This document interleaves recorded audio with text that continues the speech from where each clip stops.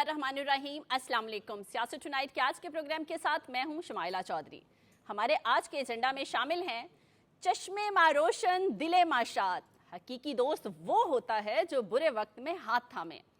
PTI में बानी PTI की हदायत नज़रअंदाज। मार्का हक में शिकस्त के बाद इंतहा पसंद हिंदुओं के ओछे हथकंडे। इस पर माहिराना राय देंगे रिजवान रजी, अमीन हफीज और जवाद फैजी साहब। अस्सलाम वालेकुम सी आप तीनों को। सबसे पहले तो फैजी साहब को वेलकम हम लाहौर में करते हैं कि आज आप स्टूडियो में हमारे साथ मौजूद हैं। आपका शुक्रिया। रजी दादा आप आवाज में इस्लामाबाद में होते हैं, हम लाहौर में होते हैं, कम्युनिकेशन वो जो होता है ना डिस्टेंस डिले आता है उसी चक्कर में ये मेरा हक मारते हैं ना, मैं वो लैन आया आज बस आपने सारा प्रोग्राम करना है और आपने मौका नहीं देना बोलने का जिस तरह आपको नहीं देते होते। रजी दादा लेकिन प्रोग्राम शुरू में आपसे करूंगी। जी जी बिस्मिल्लाह। मैंने जैसे स्टार्ट किया चश्मे माँ रोशन दिले माशा सॉरी ये कल हमने अपने प्रोग्राम में ही कहा था कि फारसी आपने में आपने किया। हाँ वेलकम करते हैं। लेकिन आज जो हाफिज शिराजी के शेर दो पढ़े हैं शहबाज शरीफ साहब ने, मैंने भी आपको शेर सुनाने हैं। हाँ मैंने तो कलंदरे लाहौर के सुनाने हैं। हाँ आपने कलंदरे लाहौरी के सुनाइएगा। लेकिन पहले मैं आप वो जो हाफिज शिराजी के शेर हैं, दोस्त मशमार आके दरे नेमत जन लाफ यारी व बरदर ख्वानदगी, दोस्त आबाशिद के गैरे दस्ते दोस्त दर परेशान हालो दरमानदगी। यानी कि दोस्त वही होता है जो मुश्किल वक्त में साथ दे, खुशहाली में तो सब साथ होते हैं। ये शेख सादी साहब का नहीं है? जी शेर मैं सादी शिराजी साहब का शेर मैंने पढ़ा है और ये सुनाया है आज हमारे शहबाज शरीफ साहब ने जब उन्होंने मुश्तरका जो प्रेस कॉन्फ्रेंस थी उसका इख्तिताम किया है। हाँ जी उसका इख्तिताम किया तो उन्होंने ये शेर लाजमी ये पढ़ना ज़रूरी समझा। और इसकी एक वजह थी ना कि जिस तरह पाकिस्तान ने पूरी यकसुई के साथ ईरान की इसराइल के ख़िलाफ़ हमायत की सफारती तौर पे, ईरान ने जो हमसे कहा हमने वो उसको दिया। यानी कि उन्होंने कहा हमें सिर्फ आपकी सफारती हमायत की ज़रूरत है तो वो हमने दी। ईरान की वो भी फातेह हिंदुस्तान की, फातेह हिंदुस्तान ने इसमें इसराइल के ड्रोन्स भी इस्तेमाल किए हिंदुस्तान। जी जी और हमने भारत के महाज के ऊपर इसराइल के ड्रोन गिराए भी और इसराइल के ड्रोन पहले किसी ने नहीं गिराए। और अब हाय और अब तक उस पे जो काम हो रहा है थरथली मची हुई है इसराइल के अंदर कि चीजें फड़ियां गई हैं। और उससे आगे जो है कि उन ड्रोन का इलाज भी तलाश कर लिया गया है जी। और मतलब कि ऐसी हमने एक गन बनाई है या हमारे पास आ गई है कि उससे गोली कोई नहीं निकलेगी। अच्छा उससे शुआएं निकलेंगी और तो ड्रोन अपना रास्ता भूल गए ना पता भी नहीं चलेगा, उनके तरह निकलेंगे इधर से शुआएं निकलेंगी। वो परेशान ये होते हैं कि पाकिस्तान की तरफ कोई चीज भी जाए वो कैसे रास्ता बौंदल जाती है कैसे बौंदल जाती है, दंदल पे आ गई। उसका वो जो सिस्टम है ना नेविगेशन का वो सारा फिती हो जाता है। हाँ इस हवाले से हमारी जो अल्लाह आपका भला करे सिग्नल कोर है। आप देखिए ना कि अभी जो रॉयटर के अंदर आज खबर छपी है, मैं ऐसे ही आपका एडवांटेज ले रहा हूँ। आप नहीं ठीक है आप रॉयटर के अंदर आज जो खबर छपी है कहना था गोल घुमा के उन्होंने भला क्या कहा है, उन्होंने कहा है कि भारतीय फौज के पास जमीनी हकायक थे ही नहीं। ठीक है ना, जबकि हमारी जो सिग्नल कोर ने एक एक इंच भारत का माप के अपने शहीनों को दिया हुआ था। और रजी दादा इस पे भी नहीं फैजी साहब और रजी दादा इस पे भी हम आएंगे, ये हमारा नेक्स्ट टॉपिक है। लेकिन अभी हम ईरानी सदर पे ईरानी सदर देखिए 8 के करीब MOUs हुए हैं जी। ठीक है, अगरचे मेरे जैसे बहुत सारे लोगों की ये ख्वाहिश थी। इसी पे तो मैं वो शेर सुनाना चाहती थी जो उन्होंने जवाब शिकवा में पढ़ा था। अभी हमारे इलामा इकबाल साहब की बात कर रहे थे, एक ही है एक ही सबका नबी, दीन भी ईमान भी एक, हरम पाक भी अल्लाह भी कुरान भी एक। असल इसका जो अमली तस्वर हमने देखा है वो उनके आने पे, प्रेसिडेंट साहब के आने पे हमें पता चला है कि सारों के मकसद तो एक ही है मुसलमानों को लेके। इस वक्त सूरत हाल ये है कि अगर कोई पाकिस्तानी ईरान चला जाए और उसके पासपोर्ट के ऊपर ईरानी वीज़ा लग जाए تو اس کو امریکہ میں یا یورپ میں جانے پر ایئرپورٹ پہ روک لیا جاتا ہے اور باقاعدہ سوال و جواب کیے جاتے ہیں.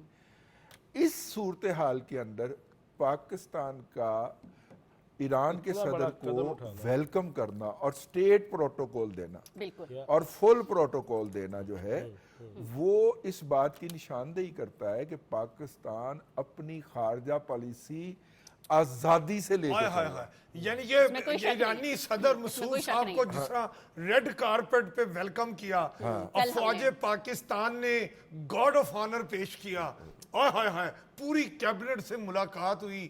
میں کہتا ہوں جی اور دیکھیں جس کو کہتے ہیں نا کہ آنکھوں پہ بچھا کے پلکوں پہ، کیا میں دراصل اس کو کہتے ہیں ہم کوئی غلام ہے.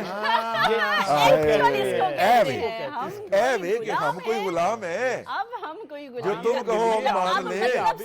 مطلب سمجھ آیا. مطلب ہم نے بتایا ہے کہ یہ جو بات آپ نے کی تھی اس کا یہ کہاں پہ یہ بات کہ ہم جو ہیں وہ ملائیشیا میں ہونے والی کانفرنس میں نہ جائیں، ٹھیک ہے، جو ہمارے کہنے پہ بلائی گئی ہو. کچھ یاد آیا کہاں پہ یہ بات، اور کہاں پہ یہ بات کہ ہم ایران کے صدر کو بلا کے پروٹوکول دے رہے ہوں. یہ ہے اصل اظہار. کہنے کو تو بہت کچھ کہا جا سکتا ہے. ایرانی صدر جو مسعود صاحب ہیں، جس طرح سے آج ان کا مصروف دن گزرا، جی اس کے حوالے سے بھی تو ہمیں تھوڑا بہت بتائیں نا. جی 8 MOU سائن ہوئے ہیں ہر شعبے کے اندر. اس میں دو طرفہ تجارت کو $10 ارب پہ لے جانا اور زمینی رستے سے تجارت کے حجم میں اضافہ کرنا. میں یہاں پہ ایک بات مل کر دہشت گردی کا خاتمہ، میں یہ بھی ایک پوائنٹ آؤٹ کرتا چلوں کہ جب ہمارے فیلڈ مارشل حافظ سید عاصم منیر شاہ صاحب نے آ کر سمگلنگ کے خلاف شروع کیا تھا اور 80% کے قریب سمگلنگ کے اندر کمی لائی تھی، 20% صرف اس لیے سرحدی اضلاع میں اجازت دی گئی کہ یہاں سے پہنچنے میں مال وہاں کے پاکستانیوں کو مہنگا پڑتا ہے، ضروریات زندگی تو ایران سے سستی مل رہی تھی، تو وہ اپنی ضروریات مقامی ضروریات کے لیے سرحدی تجارت ہوتی ہے. اور پھر اس کو ریگولیٹ یوں کیا کہ پاکستان اور ایران کے بارڈر کے اوپر کم از کم 2 جگہوں کے اوپر اب تک میری اطلاع کے مطابق ایک کامن ایریا اسٹیبلش کیا کہ ایران کے ایکسپورٹر ادھر آ جائیں، پاکستان کے امپورٹر یا پاکستان کے ایکسپورٹر اور ایران کے امپورٹر وہاں پہ آئیں، وہاں پہ سودا ہو، وہاں پہ اشیاء کا تبادلہ ہو. تو وہ جو ایک بے ہنگم قسم کا نیلے رنگ کی گاڑیوں کا تیل کا تبادلہ ہوتا تھا، جسے مشترکہ اقتصادی زونز کہا جی کامن، وہ اسٹیبلش کیے پاکستان نے تمام تر امریکی پریشر کے باوجود اسٹیبلش کیے، ٹھیک ہے. اور اس سے تجارت کا حجم بھی دونوں ممالک کے اندر اضافہ ہوا ہے. یہ 1 سے یا 2 سے زیادہ یہ والے کامن پلیسز قائم ہوں گے جہاں سے دونوں ملک جو ہیں سرحدی تجارت جو ہے نا، سرحدی تجارت ایک دوسرے کی کرنسی میں کر سکیں گے، ڈالر سے نجات پائیں گے، ایک دوسرے کی کرنسی میں ٹریڈ کر سکیں گے. اور نتیجے کے طور کے اوپر پاکستان کے اوپر بھی اور ایران کے اوپر بھی جو تجارتی عدم توازن کا دباؤ ہے اس میں کمی آئے گی اور قانونی تجارت بڑھے گی، ٹھیک ہے. لیکن اس میں تھوڑا سا میں اضافہ کرتا چلوں، اس کو $10 ارب تک لے جانا ایک بہت بڑا ٹارگٹ ہے اور ایران کی قیادت جو ہے وہ اس کو تسلیم کرنے کے لیے تیار ہے. ایران کے صدر جو ہیں وہ اپنے ایران کے اندر ایک ماڈریٹ صدر کے طور پہ جانے جاتے ہیں جو اصلاحات پہ یقین رکھتے ہیں اور جو کہ اس وقت ایران کی معیشت جو ہے وہ پابندیوں کا شکار ہے. تو ایسی صورت کے اندر ایران کی طرف قدم بڑھانے تھے یا ہاتھ بڑھانے تھے. ایران فارماسیوٹیکل اور آٹو میں بہت آگے ہے. صحیح. امین صاحب، جس طرح سے آج ملاقات ہوئی ڈیٹیل میں رضی دادا نے بھی بتایا، اس کا مطلب ہے کہ ہمارے اور ان کے دونوں ممالک کے تعلقات آگے بڑھ رہے ہیں اور جس طرح دونوں لیڈرز نے، ان کے پریزیڈنٹ نے اور ہمارے پرائم منسٹر صاحب نے مل کے مقبوضہ کشمیر کے مسلمانوں کے لیے، فلسطین کے جو مظالم ان پہ ڈھائے جا رہے ہیں ان کے مسلمانوں کے لیے جس طرح سے آواز اٹھائی، تو اس کا مطلب ہے کہ دونوں کے مقاصد تو سیم ہیں.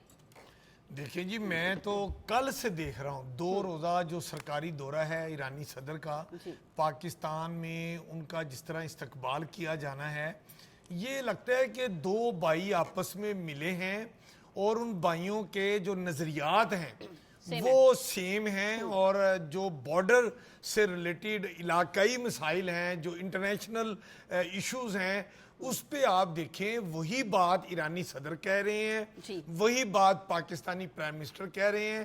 تو ہم یہ کہہ سکتے ہیں کہ کشمیر میں ہونے والے بھارتی مظالموں، دہشت گردی جو انڈیا کی طرف سے پاکستان کی طرف آتی ہے، وہ دہشت گردی ہو، ان تمام معاملات میں پاکستان اور ایران کا موقف بالکل یکساں ہے، اور وہ ایک پیج پہ کھڑے ہیں، اور دونوں یہ چاہتے ہیں کہ ہم آپس کی باہمی تجارت کو فروغ دیں. وہ باتیں، وہ اشیاء جو ایران سمجھتا ہے کہ ہمیں پاکستان کی دیوار کے ساتھ دیوار ہم بیٹھے ہیں، یہاں سے ہم آسانی سے لے سکتے ہیں، اسی طرح ہم ایران سے وہ فائدے لے سکتے ہیں. تو میں سمجھتا ہوں کہ ان حالات میں یہ جو آج کل انٹرنیشنل سینیریو ہے پاک بھارت جنگ کے بعد، جس میں پاکستان کو اللہ تعالیٰ نے عالمی سطح پر جو ایک نیا منفرد اچھوتا اور اس کی صلاحیتوں کے مطابق جو مقام عالمی برادری میں دیا ہے، اس مقام کے پیش نظر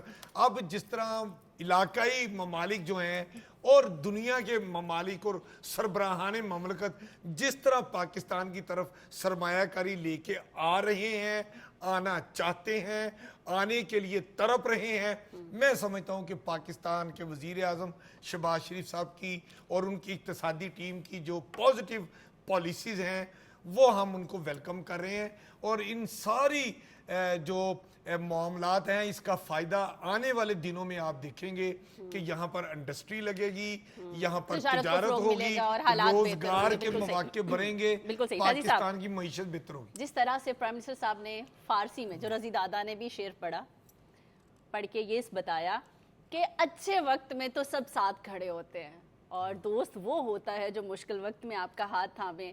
احساس دلایا کہ ہم اس وقت آپ کے ساتھ تھے. اس پر جو ہے ایرانی صدر مسعود صاحب نے بھی شکریہ ادا کیا، گورنمنٹ کا بھی، پاکستانی عوام کا بھی.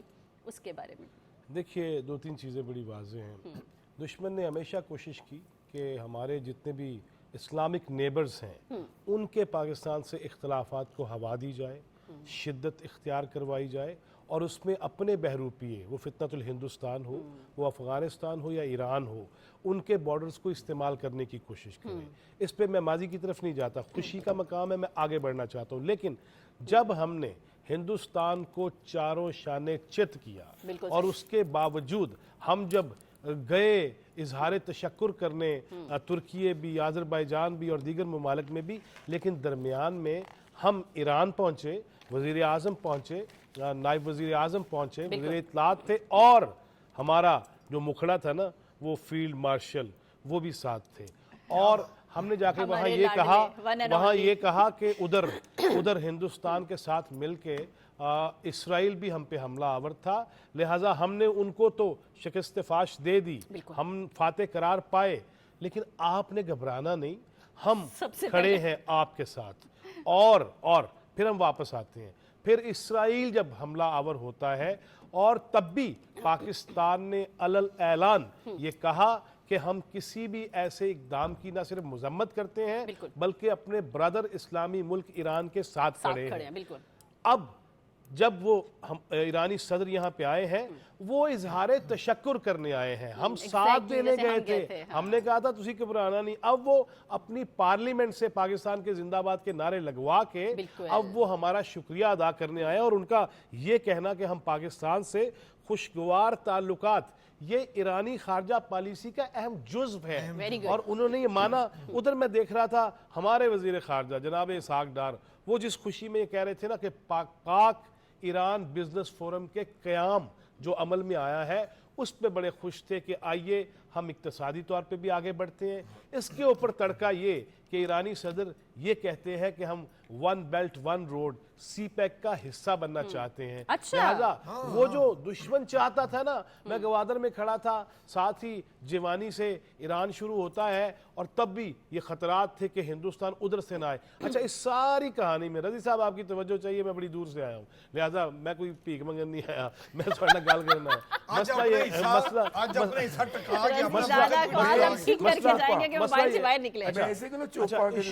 ایشو یہ ہے کہ وہ ہندوستان جس کے ایجنٹ ایران کو استعمال کرتے تھے. جب ایران پہ مشکل پڑی تو اس وقت ہندوستان ایران کے ساتھ کھڑا نہیں ہوا, بلکہ اس سے پہلے وہ اسرائیل کے ساتھ کھڑا ہو چکا تھا جب ہم پہ حملہ آور ہوا تھا. لہٰذا اس پوری کہانی میں ایران کو بھی یہ سمجھ آئی ہے, ہم نے یہ بتایا ہے کہ ہم دشمن نہیں, ہم تو پہلے دن سے یہ کہہ رہے ہیں. لہٰذا اس کے اوپر خاص طور پہ میں یہ بات, میں محسن نقوی کو بھی یہ کریڈٹ دینا چاہوں گا, وزیر اعظم, حکومت وقت کو, سب کو ہے, لیکن خاص طور پہ جو زمینی راستے زائرین کے حوالے سے بند کرنے کے حوالے سے دونوں ملکوں نے مل کے فیصلہ کیا ہے, وہ ایک ایسی چیز ہے جو پوری دنیا کو میسج ہے کہ اب ہم تمہاری پراکسیز کا شکار نہیں ہوں گے, نہ ہم کسی کو ایسی کوئی حرکت کرنے دیں گے, کیونکہ ہم نے تہیہ کر لیا ہے کہ ہم نے مل کے آگے بڑھنا ہے اور باہمی اختلافات کو ہوا دینے کی کوئی سازش کامیاب نہیں ہوگی. اللہ کرے کہ ہم اس میں کامیاب ہوں, اقتصادی طور پہ بھی آگے بڑھیں, مسلکی طور پہ بھی مل کے آگے بڑھیں. اور جہاں آپ نے کہا کہ حضرت اقبال کو آپ نے کوٹ کیا کہ جس طرح کہا کہ قرآن بھی ایک, حرم بھی ایک, نبی بھی ایک, اور جب مذہب بھی ایک, تو کیوں نہ مل کے آگے بڑھا جائے. کلندر لاہوری, بالکل جی. سارے مسلمان کہیں پہ بھی دنیا میں ہیں وہ سب بھائی ہیں اور ان کے دل ایک دوسرے کے لیے ہمیشہ کھلے رہیں گے. یہاں پہ لیں گے ایک چھوٹی سی بریک, ہمارے ساتھ رہیے.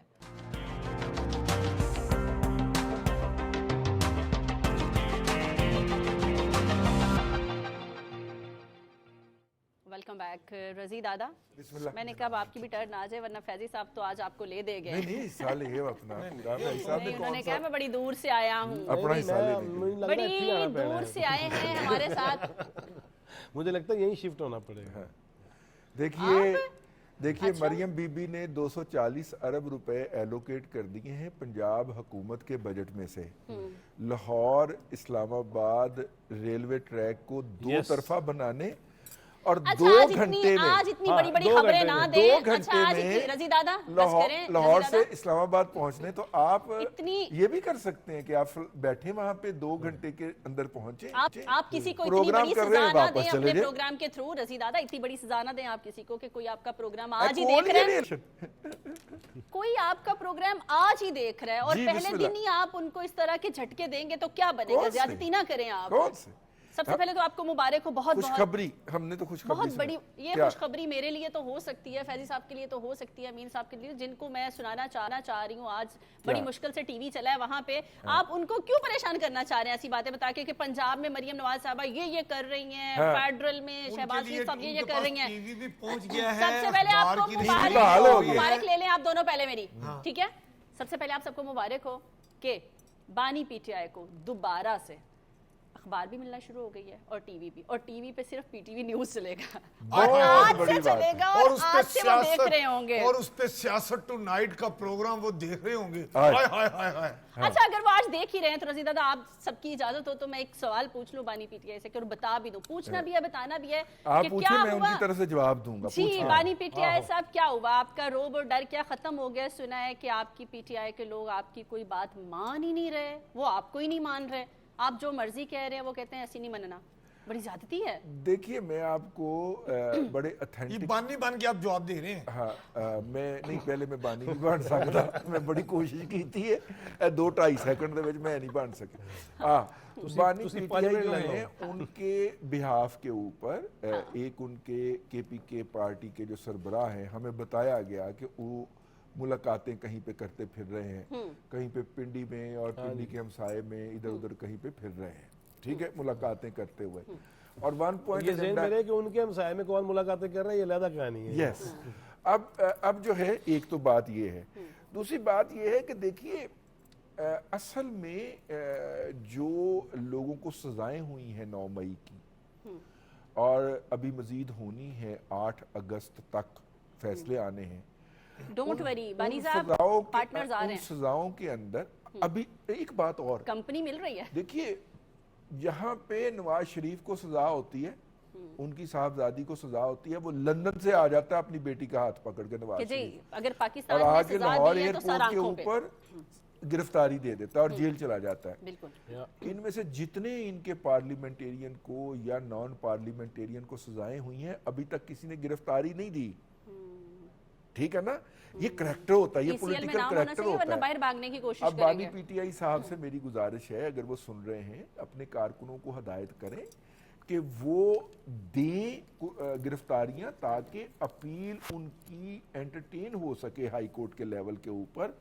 अभी तक सरगोदा फैसलाबाद की अदालतों ने जो फैसले दिए हैं, उसकी अपील लाहौर हाई कोर्ट की प्रिंसिपल सीट पे आनी है। यस। और अगर वो पिंडी बेंच में या मुल्तान बेंच में या बहावलपुर बेंच में एप्लीकेशन देंगे तो वो रिजेक्ट होगी। इसकी बुनियाद के ऊपर आप सोशल मीडिया के ऊपर व्यूज तो ले सकते हैं और मजलूमियत का कार्ड भी खेल सकते हैं, लेकिन उसको असल जगह के ऊपर आके उन अपीलों को फाइल कीजिए। इन फैसलों के अंदर यकीनन खामियां होंगी, बहुत सारे लोग रिहा करेंगे, नहीं हम ये नहीं कहते हैं, नहीं हम कह रहे हैं होंगी, वकला हो सकती है, हो सकता है कि इन तमाम लोगों को हाई कोर्ट से रिहाई मिल जाए, ठीक है, लेकिन कानून से भागना और फिर खुद को हीरो कहना ये नहीं है। और आपने गिरफ्तारी दी है, जैसे भी दी है, और आपने गिरफ्तारी दी है, मैं बानी पीटीआई से मुखातब, इजाजत है ना? बिल्कुल। आपने गिरफ्तारी, आज पता चला है ना कि सियासत टुनाइट प्रोग्राम देख रहे हैं। हाँ, आपने चूंकि गिरफ्तारी दी है तो आपके कारकुनों को भी गिरफ्तारी देनी चाहिए, आपके पार्लियामेंटेरियन को भी गिरफ्तारी देनी चाहिए, क्योंकि वो गिरफ्तारी देंगे तो उनका अपील का हक जो है ना वो एस्टैब्लिश होगा। मेरा क्वेश्चन ही ये था कि बानी पीटीआई की हदायत को नजरअंदाज किया जा रहा है, कोई उनकी सुनमान क्यों नहीं रहा? मैं इसी के ऊपर आ रहा हूं। और देखिए बात ये है कि जब तक आप प्रैक्टिकल डायरेक्शन नहीं ना देंगे तब तक यही होगा। अब जो है वो अप्लाई किया आपने सलमान और कासम के नाइकॉब के लिए, ठीक है, तो पता चला कि वो रिन्यू करवाने के लिए पता चला कि वो तो एक्सपायर हुए, इतनी देर हो गई है, तो फिर आपको किसी ने एडवाइस दिया कि नाइकॉब क्यों बनवाना है, आप ब्रिटिश पासपोर्ट पे जाएं और वीजा लें। अच्छा, वीजे की एप्लीकेशन का नंबर भी पब्लिक कर दिया आपने, अब तो खैर हर जगह पे हो गया। और एक और बात है, दोनों जो हैं वो ज़मान पार्क पे पाकिस्तान के रजिस्टर्ड वोटर भी हैं। इलेक्शन कमीशन ऑफ पाकिस्तान की वोटिंग लिस्ट के मुताबिक बातस्वीर वोटर भी हैं। वो 8300 के ऊपर आप उनका भेजें तो वो आपको वो पासपोर्ट नंबर हो गया ना, कोई भी आईडी भेजे तो वो भेजें तो वो आपको बताते हैं कि जी ये ज़मान पार्क के अंदर ये रजिस्टर्ड वोटर हैं, ठीक है। तो ऐसी सूरत के अंदर आपको उनके नाइकॉब के भी रिन्यूअल के लिए अप्लाई करना चाहिए, उनके वीजे के लिए अप्लाई करना चाहिए, लेकिन बार वक्त करना चाहिए, उसको पॉलिटिकल पॉइंट स्कोरिंग के लिए इस्तेमाल नहीं करना चाहिए। नहीं, वो खुद से अपना कराए या बेटे अमीन साहब, उन्होंने इल्जाम लगाया बहुत बड़ा कि जेल में हमारे अब्बा को वहाँ वो जो है हेपेटाइटिस बहुत फैल रहा है और कहीं हमारे अब्बा को ना लग जाए। इतना बड़ा इल्जाम 2 साल नहीं तो लग गया ही नहीं, इतना बड़ा इल्जाम लगाया और उसके बाद जो जेल 2 सालों में इतनी वबाई अमराज आती हैं, रूटीन की बातें उन्होंने आके बता दिया, उन्होंने कहा वहाँ कोई बीमारी नहीं है। देसी घी में हाय हाय हाय हाय, साथ मालशिया, साथ वो कुक यार, और साथ बैरकों पर मुश्तमिल अकलौता कैदी, यार हद होगी यार। वैसे कहे मजलूम जवाब फैसी वज़ीर इत्तलात सुने, इनको देसी घी और देसी मुर्ग का साड़ा है और कुछ नहीं। सुने वफाकी वज़ीर, मैं नहीं कह रहा, देसी घी के लिए वहां जाना भी चाहते थे, मैं नहीं कह रहा, उनकी डाइट पे जाना चाहते थे। वफाकी वज़ीर इत्तलात अताउल्लाह तारर साहब ने पिछले दिनों हमारी बात हो रही थी तो मैंने उनका एक इंटरव्यू किया। मैंने कहा कि तारर साहब, पीटीआई की क़यादत कहती है कि बानी के ऊपर आपकी हुकूमत बड़े जुल्म कर रही है, हाय हाय हाय हाय, उनको ना खाने के लिए देती है, ना मुलाकात करने देती है, ना चहलकदमी के लिए देती है, वक्त बड़ा जुल्म हो रहा है, खाना भी आपको मुनासिब नहीं देते। तो तारर साहब वफाकी वज़ीर इत्तलात जो हैं, उन्होंने कहा मीन हफीज साहब आप क्या बातें कर रहे हैं, उनकी पसंद का खाना, उनके पसंद का कुक, उनका पसंद का मालशिया, उनकी ऐसी खिदमत कर रहे हैं। हाय हाय हाय हाय, मालशिया तो हमेशा अपनी पसंद का रखते हैं। आज जो है ना, आज मैं दफ्तर में बैठा हुआ था, मसला नहीं है, एक वाकया एतराज कर लेने दें, मुझे एतराज कर लेने दें अमीन साहब के क्वेश्चन पे जो उन्होंने तारर साहब से किया था।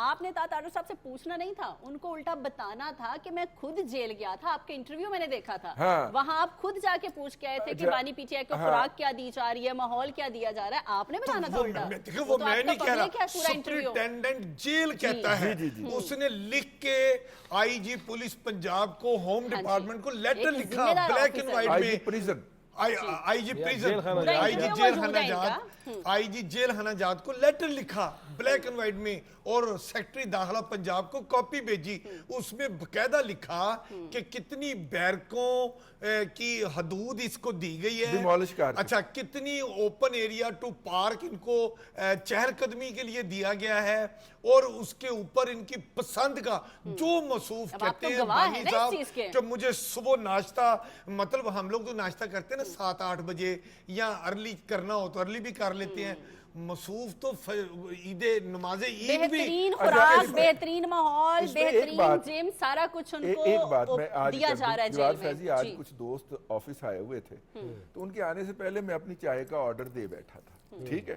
तो ज़ाहिर है कि वो जो ऑफिस का क्लर्क है वो पहले चाय मेरी लेके आ गया ऑफिस का, मैं तो अफसर ही कहता हूँ भाई, लोग उनको पीएन या नायब कासद कहते हैं, मेरे ऑफिस का जो अफसर है, वर्कर है हमारा, हाँ, वो लेके आ गया चाय मेरी पहले, ते उत्थे एक खौफनाक जुगत मैनू पई, उन्होंने कहा कल्ले चाह पियोगे, इमरान खान ही हो गए हो।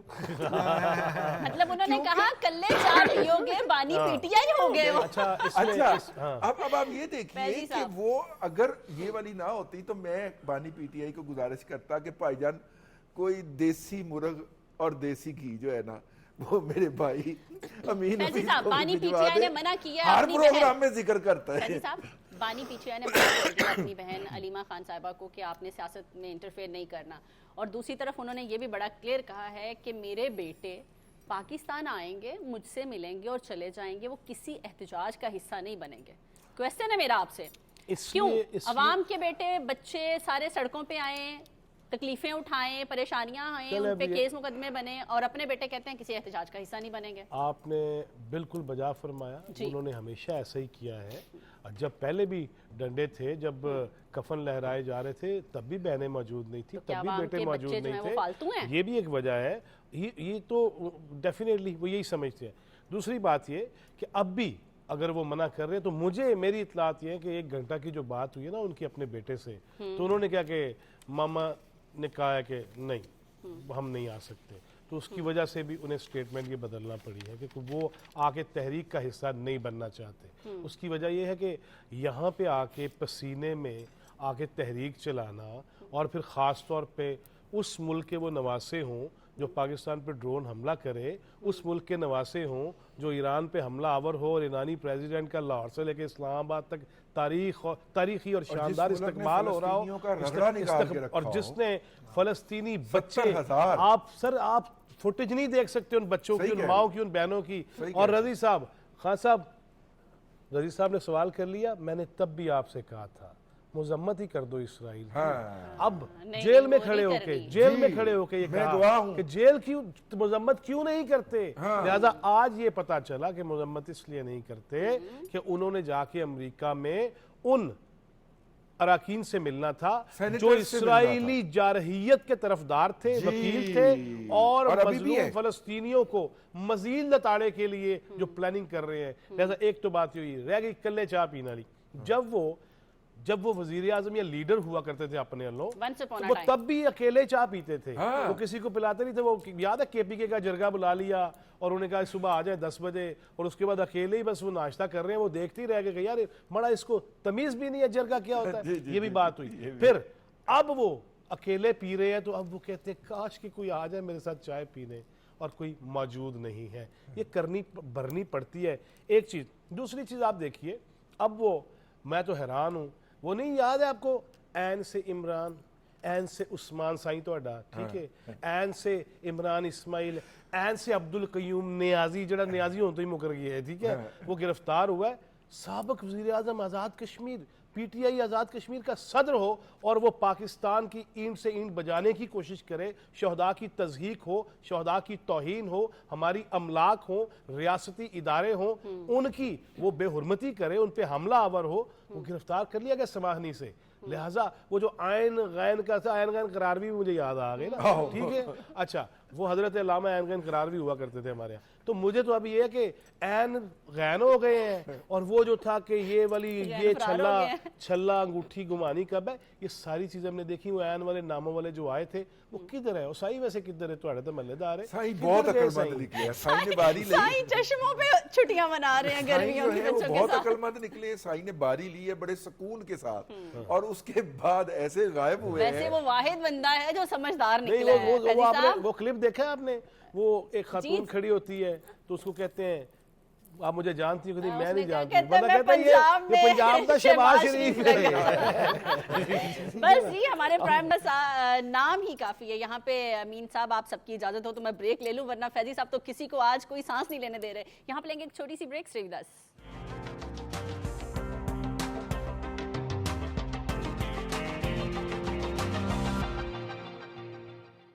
Welcome back. رضی دادا جی, آپ مودی کی بے عزتی کو بہت انٹرنیشنلی انجوائے کر رہے تھے. ویسے بیسک تو شروع کام آپ نے کیا تھا رافیل کر کے.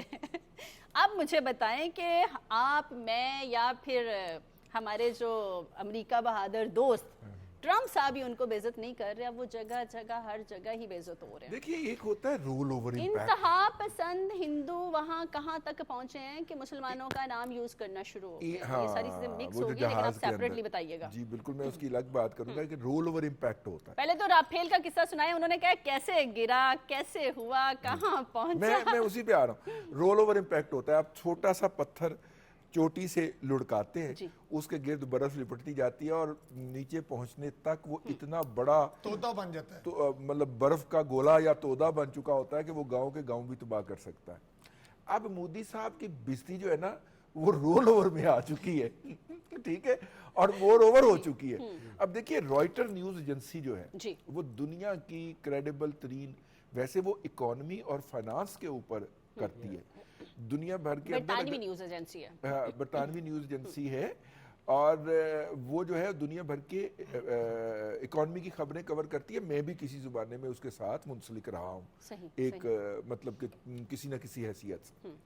اچھا, رائٹر نے خبر کی ہے, انہوں نے بھارت اور پاکستان کے جو ایئر فورس سے متعلق حاضر سروس لوگ ہیں ریٹائر نے ان کے انٹرویوز کیے, ٹھیک ہے, اور ظاہر ہے وہ انٹرویوز آن دی ریکارڈ نہیں ہیں, لیکن انہوں نے یہ کہا کہ ہم نے دونوں اطراف کے لوگوں کے انٹرویوز کیے ہیں, اور بھارتیوں نے اور پاکستانیوں نے جو مشترکات بیان کی ہیں وہ انہوں نے اس خبر کے اندر, سٹوری کے اندر لکھی ہیں. تقریباً 5 یا 6 لوگوں نے مل کے یہ خبر کی ہے. نارملی یہی ہوتا ہے کہ ایک اگر 2 جگہوں سے خبر ہو رہی ہے تو دونوں جگہ کے کورسپونڈنٹ اور ایک نیوز ایڈیٹر جو کہ اس کو خبر کو ایڈٹ کرتا ہے. اینڈ اس میں کم از کم 5 لوگ انوالو ہوئے اور بڑی ڈیٹیل سے اور بڑی تفصیل سے انہوں نے خبر کی ہے. اور اس میں جو انہوں نے نتائج نکالے ہیں وہ یہ ہیں کہ بھارت کی ایئر فورس کے پاس اور بھارت کی فوج کے پاس وہ اطلاعات یا انفارمیشن یا جاسوسی نہیں تھی, ٹھیک ہے. مثلا ان کے پاس علم ہی نہیں تھا, کم علم. ان کو یہ بتایا گیا کہ PL-15 جو ہے اس کی رینج 145 کلومیٹر ہے, جبکہ پاکستان نے 193 کلومیٹر پہ پہلا رافیل گرایا, ٹھیک ہے نا. مطلب ایک تو اس میں فرمائش تھی نا, فرمائشی پروگرام چل رہا تھا. اپنے ظہیر الدین بابر سدھو صاحب جو ایئر چیف نے وہ کوٹ کیا انہوں نے, ہاں وہ انہوں نے کہا جی وہ گھر نہیں گئے, وہ ہے اپنے آپریشن روم کے ساتھ والے کمرے میں ایک فوم پہ سوتے رہے اس دوران کہ کبھی بھی یہ قابو آ سکتے ہیں. اور جیسے ہی وہ قابو آئے انہوں نے کہا پتر رافیل سے کم نہیں گرانا, ٹھیک ہے, پہلے رافیل. اور پھر آپ یہ دیکھیے کہ جب بچے جو ہیں وہ یہ کارنامہ سر انجام دے کے اترے ہیں تو سامنے ایئر چیف اس کا استقبال کرنے کے لیے کھڑا ہوا تھا. سر یہ بڑی بات ہوتی ہے کہ آپ کا ٹاپ باس جو ہے کمانڈر جو ہے وہ آپ کے ساتھ اس پہ بھی تھا, وائرلیس پہ بھی تھا, اور جب آپ کارنامہ سر انجام دے کے اترے تو وہاں پہ وہ کھڑا آپ کا استقبال کر رہا تھا شاباش دینے کے لیے. ایک بات. اچھا دوسری بات انہوں نے یہ کہی ہے, اچھا اب اس میں جیسے ہی ہمارے انہوں نے میزائل چھوڑا ہے تو انہوں نے کر لی اپنی ریڈار آف کر لیے. اب ریڈار سے کیچ کرنا ہوتا ہے, ان کے ریڈار نے ہمارے جہاز کو, ٹھیک ہے, یس ٹھیک ہے نا, تو ریڈار نے جب اپنا ریڈار آف کر لیا جہاز نے, تو پھر جہاز اڑ کیسے رہا تھا؟ جو پاکستان کی سگنل کور ہے, ہاں جی, وہ ہمارا جہاز اس کا ڈیٹا اٹھا رہا تھا نیچے سے اور اس کی مدد سے آگے جا رہا تھا, اور سگنل کور والے جو ہیں وہ میزائل کو گائیڈ کر رہے تھے. یعنی انڈیا جو تھا وہ روایتی طور پہ تھا کہ یار انہوں نے کوئی میزائل نہیں چھوڑا, یہ طیارے ہیں ہی نہیں یہاں پہ. وہ جب تباہی ہو گئی تو پتہ چلا, جب وہ جس کو امین حفیظ کہتے ہیں راکٹ بج گیا, فیتی ہو گئے, جب وہ فیتی ہو گیا امین حفیظ کے بقول, تب ان کو پتہ چلا کہ ہمارے ساتھ کیا ہو گئی ہے. ٹھیک ہے, ہائے لیمو, ناریل, ہری مرچیں سب ضائع ہو گئے رضی دادا. اب دیکھیے, اب اچھا دوسری بات, اب دیکھیے انڈیا جو ہے نا کنٹینیوسلی سرکس میں چلتا ہے, اور وہ کنٹینیوسلی جھوٹ بولتے ہیں, جھوٹ رڑکتے ہیں, بلوتے ہیں, جس کو اردو میں کہتے ہیں, چرن کرتے ہیں, اور پھر وہ دنیا کو سیل کرتے ہیں. ٹھیک ہے, اب دیکھیے جہاز کے اندر ایک شخص نے اللہ اکبر کے نعرے لگانے شروع کر دیے اور کہا کہ جہاز میں بم ہے. اور چلیں وہ تو الگ بات ہے, لیکن یہاں پہ میں اپنی بات کرتی چلوں کہ پوری دنیا نے اعتراف کیا ہے کہ پاکستانی پائلٹس جو ہیں نا وہ بہادر بھی ہیں اور لائق بھی ہیں, لیکن انڈیا والے اب بھی بھارتی اب بھی تک پریشان ہیں کہ مسئلہ رافیل میں تھا یا مسئلہ ہمارے پائلٹوں میں تھا. ابھی تک ان کی یہ کنفیوژن ہی دور نہیں ہوئی. رضی دادا, میں امین صاحب کی طرف فکرہ میں ایڈ کر لوں, آپ نے پائلٹ کے حوالے سے بات کی, پہلے ہی کہہ دیا. 1982 کے اندر جب پاکستان کو F-16 ملے تھے جی امریکہ کی طرف سے, 2 گھنٹوں کا پروگرام رکھتے ہیں, اس وقت امریکن ایئر چیف جو تھے ان کی وہ بات نہیں بھولتی کہ ہمارا بہترین طیارہ جو ہے وہ بہترین ہاتھوں میں جا رہا ہے. ایگزیکٹلی, یہ اس وقت اس نے کہا تھا. صحیح, ٹھیک ہے, اور پاکستان کے پائلٹ جو ہیں ہمیشہ سے ان کی دھاک رہی ہے مہارت کی, بہادری کی. یہ مطلب اور ہم نے جنگ کیسے جیتی ہے یہ اب ہم اپنے ہی پروگرام میں آپ کو ایک ایک چیز بتاتے رہتے ہیں, اب بھی کچھ سیکھ لیجئے گا عقل مندوں. امین صاحب, انتہا پسند ہندو مسلمانوں کو بدنام کرنے پہ لگے ہوئے ہیں. جیسے رضی دادا نے بات سٹارٹ کی کہ جہاز میں اللہ اکبر کا نعرہ لگایا جب کہ میں یہ کر دوں گا وہ کر, جب ان کو پکڑ کے پتا چلا یہ تو ہندو ہے, اب یہ کون سے اونچے ہتھ کنڈے شروع کر دیے. اور بی جے پی کا کارکن, میں آپ کو بتاؤں, رضی دادا بتا رہے تھے کہ جو انڈیا ہے نا وہ ایک ان کی جو مینوفیکچرنگ ہوئی ہے نا, جس کو کہتے ہیں نا مینوفیکچرنگ فالٹ رہ جانا کسی کا, بھارت کا ایک مینوفیکچرنگ فالٹ رہ گیا ہوا ہے جس کو وہ اپنی بہادری سمجھتے ہیں. وہ مینوفیکچرنگ فالٹ ان کے اندر کیا ہے, وہ سمجھتے ہیں اپنے آپ کو کہ ہم آئی ٹی کی دنیا کے بہت بڑے بادشاہ ہیں. وہ اصل میں جھوٹ کا پلندہ ہوتے ہیں, لسی رکھتے ہیں پوری طرح جھوٹ کی, اور پھر اپنی ٹیکنالوجی کے ذریعے, فلموں کے ذریعے, اب میں یہ لفظ کہہ نہیں سکتا کہ وہ جو حسن کی پریاں دکھا کے ڈریس کم سے کم رکھ کے وہ جس طرح پوری دنیا کو بیوقوف بناتے ہیں. کبھی آپ انڈیا جائیں, آپ پاکستان سے جہاز میں بیٹھتے تھے نا, اب تو خیر نہ انڈیا کے ساتھ ہمارا ایئر رابطہ ہے, نہ ریل رابطہ ہے, نہ روڈ رابطہ ہے, ہم نے سارے رابطے انڈیا کے اس وقت فیتی کر دیے. جس دن بحال کرنے چاہیے, ہم جا کے پوچھیے سر مجھے انڈیا, مجھے بھارتی الیکشن کور کرنے کا موقع ملا, میں اپنے چینل کی طرف سے انڈیا گیا, صاحب کا چینل, ہاں صاحب, جب میں وہاں پہ جہاز سے ہم لاہور سے اڑے دلی اترنے والے تھے, آئے ہائے ہائے ہائے, امین حفیظ سوچ رہا تھا کہ ادھر کوئی کترینہ کیف ہوگی, ادھر کوئی وہ جو دلی انڈین گیٹ ہوگا, اس میں مادری ڈشٹ مجھے نظر آئے گی. جیسے ہی میں جہاز سے نکل کے باہر گیا, سر میں کہتا ہوں کیا ادھر گندگی مجھے نظر آئی سڑکوں کے اوپر, میں کہتا ہوں لوگ رہ رہے ہیں, میں کہتا ہوں ان کی زندگی جیرن ہے, اور وہ جھوٹ اپنے الیکٹرانک میڈیا میں بہت کچھ تو چھوڑے. فیضی صاحب وہ یہ بھی سمجھتے تھے کہ چائے صرف اچھی وہی بنا سکتے ہیں, پھر ہم نے پلا کے بتایا کہ چائے تو پاکستانی اچھی بناتے ہیں, مودی کچھ نہیں. راہل گاندھی کی بات کر لیں فیضی صاحب آپ سے, انہوں نے پول کھولے ہیں مودی کی بے ایمانیوں کے. انہوں نے کہا کہ ابھی جو انہوں نے الیکشن بھی جیتا ہے تو 100 سے زائد سیٹوں پر دھاندلی کی ہے. یہ ہم نہیں کہہ رہے, ان کا اپوزیشن لیڈر کہہ رہے ہیں. میں ایک جملہ کہہ کے اس کے بعد اس پہ آتا ہوں.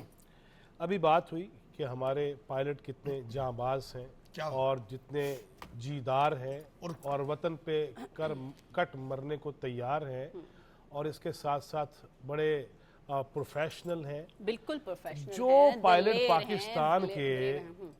23 मार्च और 14 अगस्त हो या टैटू शो हो, उस पे करतब दिखाने में नहीं हिचकिचाते, जान की वहाँ परवाह नहीं सरप्राइज दे आए उनके करते। वो जहाज़ों को। दुश्मन के दांत खट्टे करने में क्या हिचकिचाएंगे? उस वक्त तो उनके अंदर जज्बा ईमानी भी होता आप है। देखें ना, आप 14 अगस्त आप देखें, आप जाके सर्च कर लीजिए, और करना चाहिए।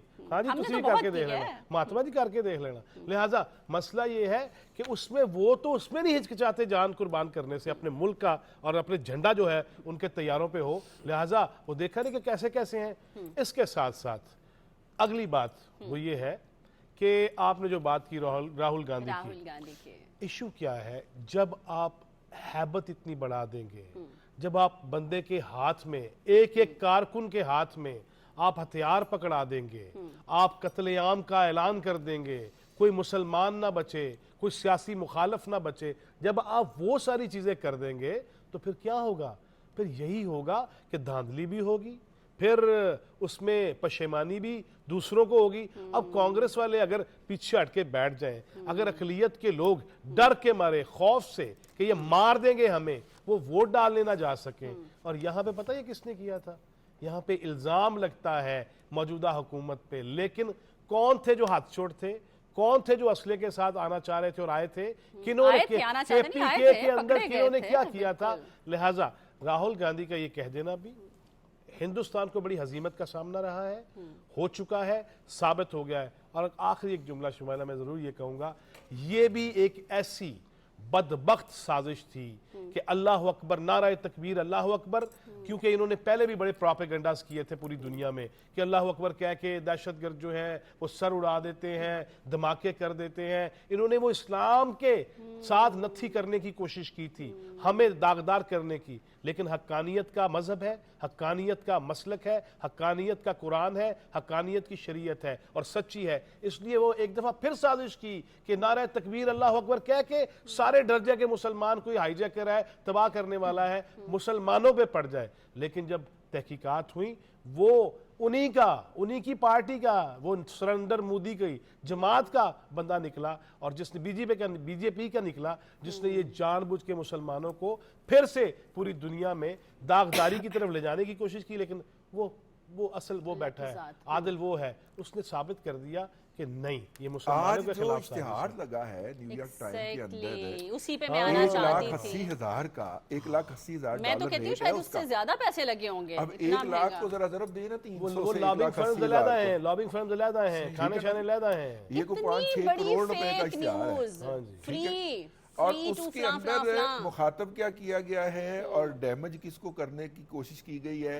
ओ भाई, जिसको आप डैमेज करने की कोशिश कर रहे हो, वो व्हाइट हाउस के अंदर जाके लंच कर रहा है। हाँ जी, ठीक है ना? अच्छा, कितनी बुरी तरह से रजीदा बेनकाब हुए हैं, फिर वहां पे एडवर्टाइजमेंट लिखा हुआ आ गया है। आप लेट हो चुके हैं, जिनके खिलाफ आप जो है वो कर रहे हैं। अच्छा बानी साहब, आज आप हमें सुन ड्रामा रहे हैं, देखे आप शुमाइला, प्लीज ड्रामा ओछे देखे, हथकंडे छोड़ दे। मैंने कहा बानी साहब सुन रहे हैं ना, उनको भी मैसेज ड्रामा देखे कि पेड कंटेंट था, पेड एडवर्टाइजमेंट content, पता थी, चला। और इन्होंने यूं कहा जैसे न्यूयॉर्क टाइम्स जो है वो छापा। वो बड़ा इंसानी हकूक का चैंपियन है, और उसने बानी जनाब साहब, ये न्यूयॉर्क साबित करने की टाइम्स कोशिश की है। न्यूयॉर्क टाइम्स ने ही आपको बेनकाब कर दिया, बहुत ज्यादा पैसे लगा के बेइज्जत हो रहे हैं। अल्लाह का वास्ता है सुधर जाएं, अभी कुछ समझ लें। आपने तो बहुत कुछ सीख लिया होगा, और मेरी हमदर्दियां आपके साथ हैं कि आपकी पार्टी आपकी नहीं सुन रही। अल्लाह करे, अपना ख्याल रखिएगा। नाज़रीन, हमारे प्रोग्राम का वक्त खत्म हुआ, हमें इजाजत दीजिए। अल्लाह हाफ़िज़। पाकिस्तान हमेशा जिंदाबाद।